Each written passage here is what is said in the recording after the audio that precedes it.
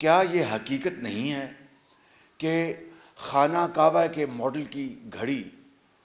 کو بیچا گیا اور وہ اسلام آباد کا دکاندار جس کی رسیدیں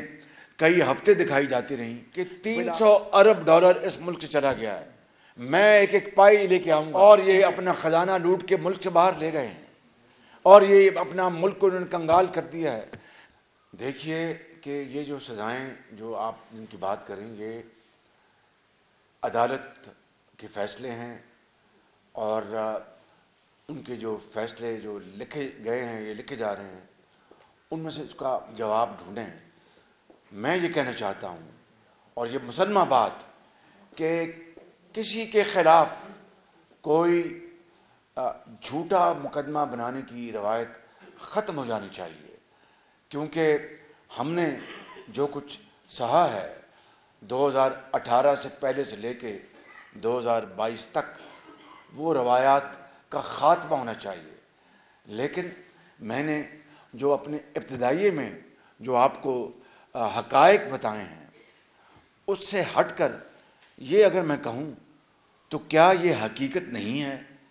کہ خانہ کعبہ کے ماڈل کی گھڑی کو بیچا گیا اور وہ اسلام آباد کا دکاندار جس کی رسیدیں کئی ہفتے دکھائی جاتی رہیں، بالآخر وہ جھوٹی فراڈ ثابت ہوئی، اور ایک دبئی کا کوئی دکاندار ہے، اس نے ٹی وی پہ آ کے دیکھا، میں نے بھی دیکھا تھا، آپ نے دیکھا ہوگا، میں نے یہ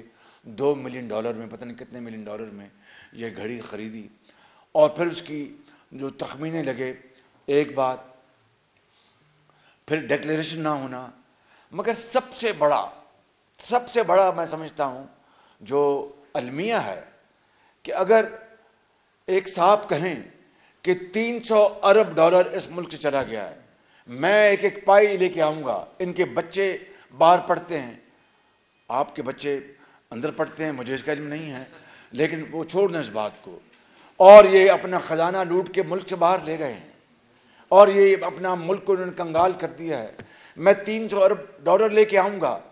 اور 90 دن میں کرپشن کا خاتمہ کر دوں گا، اور میں اپنا، اور پھر ان کے ایک جو ہواری ہیں حمایتی، انہوں نے کہا جی کہ IMF کے منہ پہ $100 بلین اس کے منہ پہ ماریں گے، اور پتہ نہیں $100 بلین کس کے منہ پہ ماریں گے، عوام پہ خرچ کریں گے، وہ خرچ کریں گے۔ مجھے بتائیں آپ کا کیس میں گرامی؟ گور بھٹ صاحب، آپ گور بھی ہیں اور بھٹ بھی ہیں ماشاءاللہ۔ تو میں یہ گزارش کر رہا تھا کہ یہ وہ معاملہ ہے کہ وہ تو دور کی بات ہے، ایک دھیلا بھی آنا جو 190 million pound national crimes agency نے، جو پر ان کی سٹیٹمنٹ آئی کہ یہ پیسہ ہم پاکستان کے خزانے میں جمع کرا رہے ہیں، وہ پیسہ کہاں گیا، وہ کس اکاؤنٹ میں گیا، کابینہ سے بددیانتی کس نے کروائی، بند لفافے کے اوپر فیصلہ کس نے کروایا کابینہ سے، اپنا جبرن، وہ بند لفافے میں کوئی بھی چیز ہو سکتی تھی، خدا نخواستہ کشمیر کا سودا ہو سکتا تھا،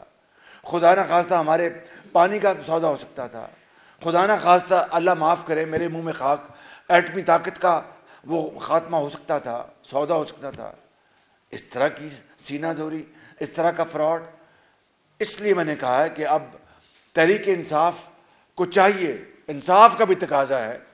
کہ وہ پی ٹی آئی کے ووٹرز، پی ٹی آئی نہیں بلکہ ٹی آئی کو ووٹ دیں،